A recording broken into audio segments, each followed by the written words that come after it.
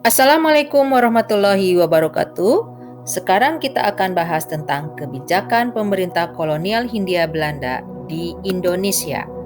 Ternyata pada era abad ke-19 sampai abad ke-20 ada 3 kebijakan pemerintah kolonial Hindia Belanda yang terkenal. Yang pertama adalah Kulturstelsel atau wajib tanam. Kebijakan ini dilaksanakan pada tahun 1830 sampai tahun 1870. Selanjutnya, politik pintu terbuka dilaksanakan pada tahun 1870 sampai 1942 dan politik etis dilaksanakan pada tahun 1900 sampai 1942. Mari kita bahas tentang Kulturstelsel. Tadi sudah disampaikan kalau Kulturstelsel itu artinya adalah wajib tanam. Nah, latar belakangnya itu apa? Latar belakangnya adalah masalah perekonomian Belanda yang terpuruk karena Belanda harus menghadapi peperangan yang sangat banyak, mulai dari peperangan yang terjadi di dalam negeri, yakni upaya mereka untuk mempertahankan keutuhan negaranya dikarenakan Belgia ingin memisahkan diri dengan Belanda. Serta Belanda pun harus menghadapi permasalahan di negara jajahan, yakni ada sebuah keinginan-keinginan dari rakyat jajahan untuk merdeka dari mereka. Itu yang pada akhirnya perekonomian Belanda terpuruk karena perang itu membutuhkan dana yang luar biasa sangat banyak. Nah, selanjutnya apa saja sih aturan-aturan Kulturstelsel? Tentunya di dalam setiap kebijakan ada aturan yang menjadi sebuah rambu-rambu untuk dilaksanakan.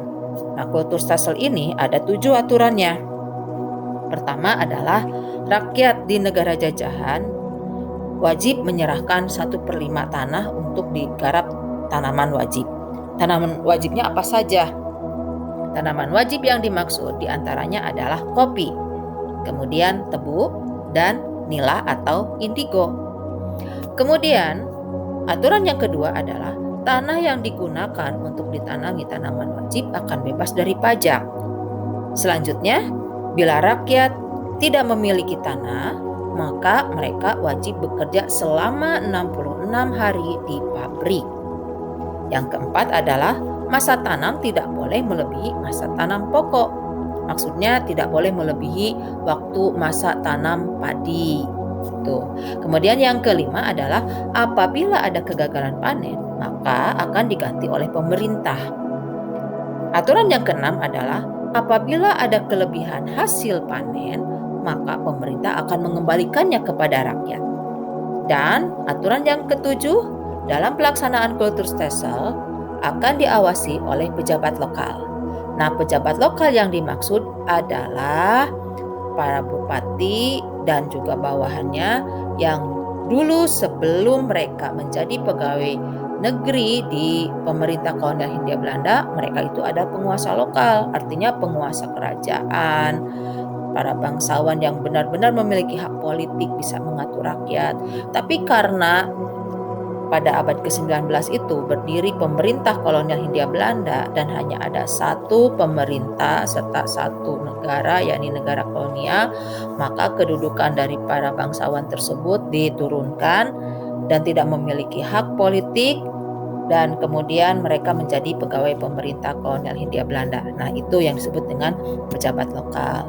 Selanjutnya, ketika dilaksanakannya Kulturstelsel, apa sih dampaknya? Tentunya kita bisa lihat dari dua sisi, yakni pertama dampak positif dan yang kedua adalah dampak negatif.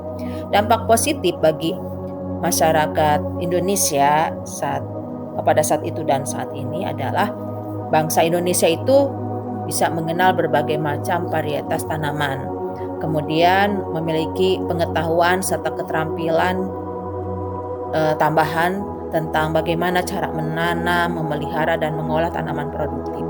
Dan dampak negatifnya itu apa? Dampak negatifnya adalah korupsi banyak terjadi dilakukan oleh pejabat lokal.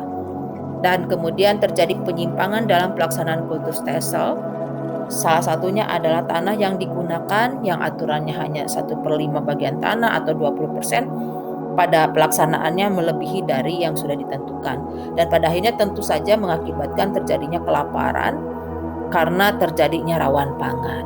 Nah, pelaksanaan Kulturstelsel ini berakhir tahun 1870 karena banyak desakan-desakan dari orang Belanda sendiri yang mengatakan ini aturan Kulturstelsel tidak sesuai dengan hak asasi manusia, banyak sekali pelanggaran-pelanggaran HAM, maka harus segera ditutup dan harus segera tidak diberlakukan lagi. Dan pada akhirnya pemerintah mengeluarkan politik yang baru, yakni politik pintu terbuka atau open door politik. Nah, politik pintu terbuka itu terjadi atau dilaksanakan pada tahun 1870 sampai berakhirnya masa kekuasaan pemerintah kolonial Hindia Belanda di Indonesia, yakni tahun 1942. Apa itu politik pintu terbuka? Nah, politik pintu terbuka itu merupakan sebuah sistem di mana pemerintah kolonial Hindia Belanda memberikan kesempatan yang seluas-luasnya bagi pihak swasta untuk datang ke Hindia Belanda dan menanamkan modalnya di Hindia Belanda. Pada periode ini tentunya tanah dan tenaga manusia adalah milik pribadi, sehingga tanah rakyat bisa disewa dan tenaga rakyat bisa dijual. Untuk terrealisasinya politik pintu terbuka, maka dikeluarkanlah 3 buah undang-undang. Yang pertama adalah Undang-Undang Perbendaharaan yang mengatur tentang setiap anggaran belanja yang akan dikeluarkan di Hindia Belanda, maka parlemen harus mensahkannya terlebih dahulu. Kemudian pemerintah kolonial Hindia Belanda itu dilarang untuk mengambil keuntungan dari tanah jajahan. Yang kedua adalah Undang-Undang Agraria atau Agrarisewet. Ini dikeluarkan tahun 1870. Undang-undang ini mengatur tentang dasar-dasar politik tanah.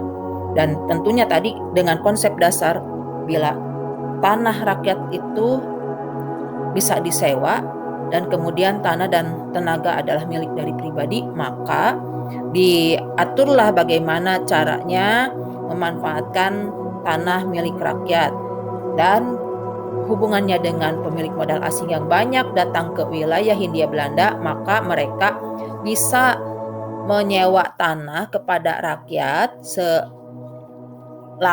maksimalnya 75 tahun, itu menurut undang-undang. Dan kemudian hak kepemilikan tanah itu diakui secara hukum dengan dikeluarkannya sertifikat tanah. Yang kemudian yang ketiga adalah Undang-Undang Gula atau Suikerwet. Undang-undang ini mengatur perpindahan monopoli tanaman tebu dari pemerintah ke tangan swasta. Nah, kemudian apa saja sih yang kemudian berkembang dengan perkembangan ekonomi pada era politik pintu terbuka ini? Yang paling kentara adalah banyak dibukanya perkebunan-perkebunan yang dimiliki oleh pihak swasta, dan perkebunannya itu diantaranya adalah perkebunan karet, perkebunan teh, perkebunan tembakau, bahkan sampai usaha pertambangan timah itu pun sudah mulai digarap pada era abad ke-19 sampai abad ke-20. Selanjutnya, ketika politik pintu terbuka itu dilaksanakan, pasti ada dampak positif dan dampak negatif. Dampak positifnya itu apa saja sih? Yang pertama, Kulturstelsel dihapuskan, itu sudah jelas ya. Yang kedua, rakyat menjadi mengerti apa arti pentingnya uang. Yang ketiga, rakyat mulai memahami aktivitas ekspor dan impor. Kemudian dibangun berbagai infrastruktur, salah satunya adalah rel kereta api dan juga kereta apinya ya, yang jelas. Karena tujuannya kenapa dibuat rel kereta api?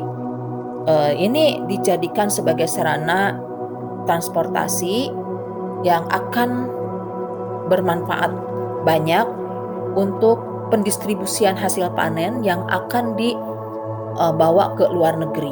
Jadi dari perkebunan-perkebunan yang ada yang dikelola oleh pengusaha swasta itu, hasil panennya diangkut oleh kereta api, kemudian ditransferkan lagi sampai ke pelabuhan, dari pelabuhan kemudian bisa diangkut ke pasar internasional.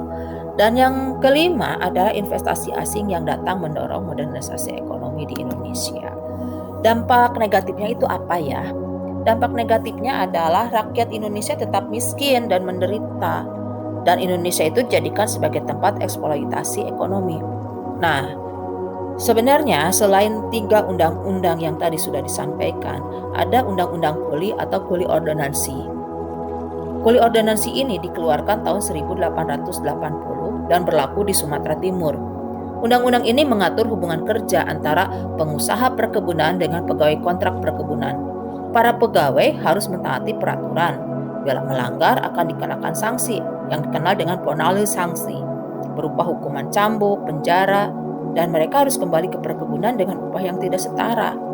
Kenapa sampai terjadi yang namanya penalti sanksi tersebut? Ya ini kan untuk mengikat hubungan kerja antara pemilik modal atau pengusaha dengan pegawainya, dan tentunya ada sebuah perjanjian hitam di atas putih.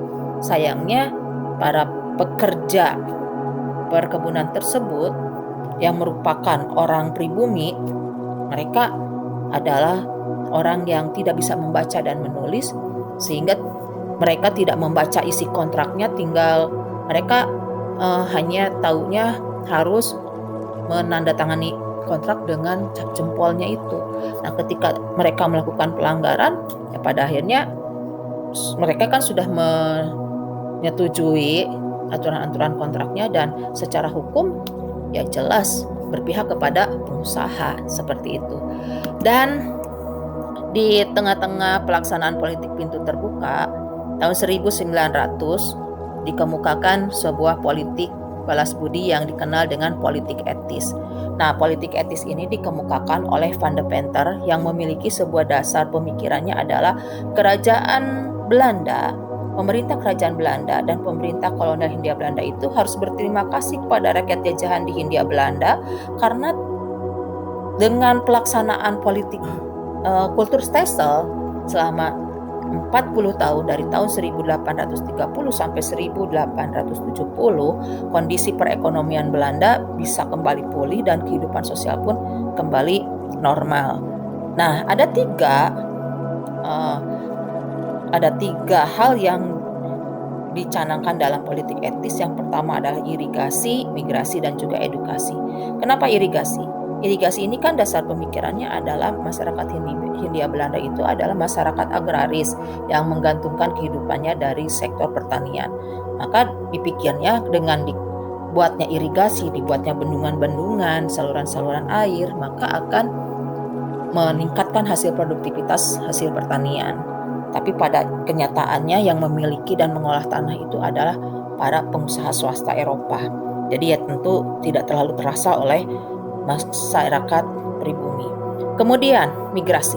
Migrasi itu artinya kan perpindahan penduduk. Perpindahan penduduk yang dimaksud yakni perpindahan penduduk yang bentuknya adalah transmigrasi dan juga imigrasi. Dan yang dipindahkan itu masyarakat yang mana? Masyarakat yang ada di Pulau Jawa. Karena memang Pulau Jawa itu dari dulu hingga sekarang adalah pulau yang paling padat gitu ya. Dan kemudian orang Jawa banyak yang ditransmigrasikan khususnya ke Pulau Sumatera, kemudian ditransmigrasikan ke luar negeri yakni ke Suriname. Untuk apa? Ternyata mereka dijadikan sebagai pegawai perkebunan. Nah, itu. Dan kemudian program yang ketiga dari politik etis adalah edukasi atau pendidikan. Nah, pendidikan ini pemerintah kolonial Hindia Belanda itu memberikan kesempatan kepada masyarakat pribumi kelas atas, yakni para bangsawan dan orang-orang kaya, untuk bersekolah. Dan artinya kesempatan sekolah ini bukan untuk seluruh masyarakat pribumi dari golongan kelas 1 sampai golongan kelas 3, tapi hanya untuk golongan kelas atasnya saja. Walaupun memang secara terbatas ya, pendidikan ini diberikan kesempatan hanya golongan kelas atas saja. Namun pada akhirnya golongan kelas atas ini muncul sebagai pionir untuk melakukan sebuah pergerakan kebangsaan yang merupakan cara baru pada abad ke-20 untuk menentang Belanda dan berupaya untuk memerdekakan Indonesia. Nah, itu tadi yang bisa disampaikan tentang 3 kebijakan pemerintah kolonial Hindia Belanda di Indonesia pada abad ke-19 sampai dengan abad ke-20. Sekian, terima kasih. Wassalamualaikum warahmatullahi wabarakatuh.